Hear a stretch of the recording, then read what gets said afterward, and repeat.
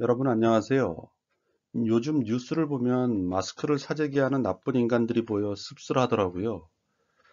사재기 관련해서 과거에 어떤 사례들이 있었나 찾아봤는데 아주 유명한 사례가 있네요. 오늘은 미국 헌트 형제의 귀금속 은에 대한 사재기에 대해서 알아볼게요. 1971년 8월 미국 닉슨 대통령은 달러의 금태환 중지를 선언합니다. 금융시장이 일대 혼동에 빠지게 되는데요. 이를 닉슨 쇼크라고 합니다. 1944년 미국의 브레튼 우즈에서 세계 44개국 정상들이 만나 각국의 화폐가 미국 달러와 일정 비율로 교환되는 고정 환율을 채택했습니다. 또한 달러가 기축통화가 되기로 약속하고 금과 달러의 교환 비율을 정했습니다. 1온스 약 31g입니다. 1온스당 35달러로 교환 비율을 고정했습니다. 달러를 가지고 미국에 가서 금으로 바꾸어 달라고 하면 미국은 금을 바로바로 내준다고 약속한 거죠. 그런데 1965년 베트남 전쟁이 시작되고 미국이 보유한 금의 양보다 훨씬 많은 달러를 찍어냈습니다. 사람들은 달러의 가치에 대해 의문을 가지기 시작했습니다.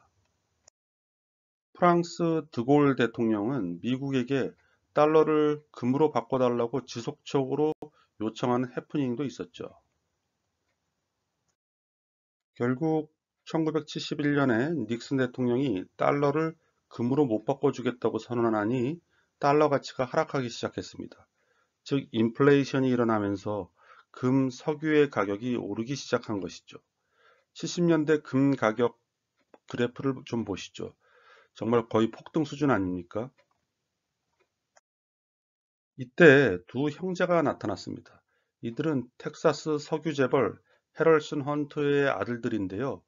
해럴슨 헌트는 1900년대 초반 도박으로 딴 돈 10만 불을 종잣돈으로 해서 텍사스 유전에 투자해 미국 내 부자 순위 8위까지 오른 입지전적인 인물이었다고 하네요.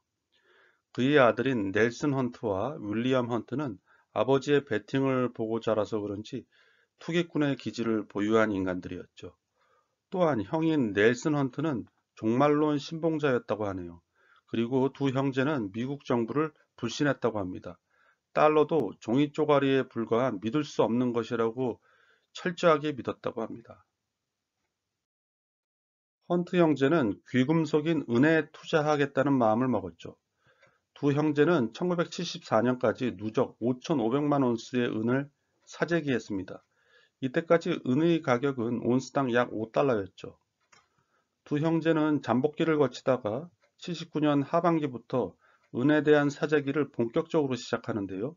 은을 사고 그 은을 담보로 은행에서 돈을 빌려 또 은을 사고 그 은을 담보로 또 돈을 빌려 또 은을 사고 해서 은을 계속 매집해 나갔습니다. 이러한 매집의 결과와 다른 투기꾼들의 참여로 결국 1980년 1월에는 은 가격이 온스당 50달러를 기록하는데요. 50달러 가격을 기준으로 형제들이 누린 평가이익은 당시 화폐 가치로 약 35억 달러를 였다고 합니다. 아마 세계에서 가장 부자 형제라고 해도 과언이 아니었겠네요. 그런데 이러한 행복은 오래가지 않았습니다. 미국 정부에서 은 거래를 중지했고 은을 담보로 하는 차입에 대해 규제했습니다.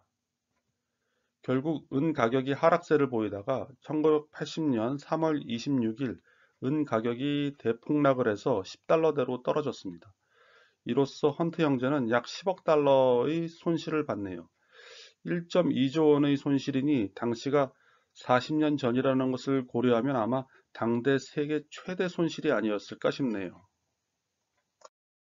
결국 두 형제는 기소를 당했고 미국 의회에 불려가서 조사도 받았습니다.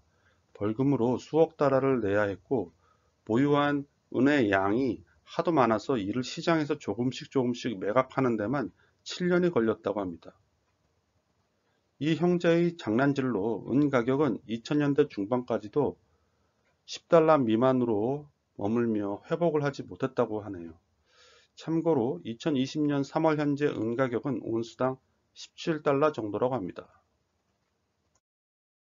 버블을 연구하는 학자들은 이러한 은 가격 버블에 대해 전형적인 버블 패턴을 보인다고도 하는데요.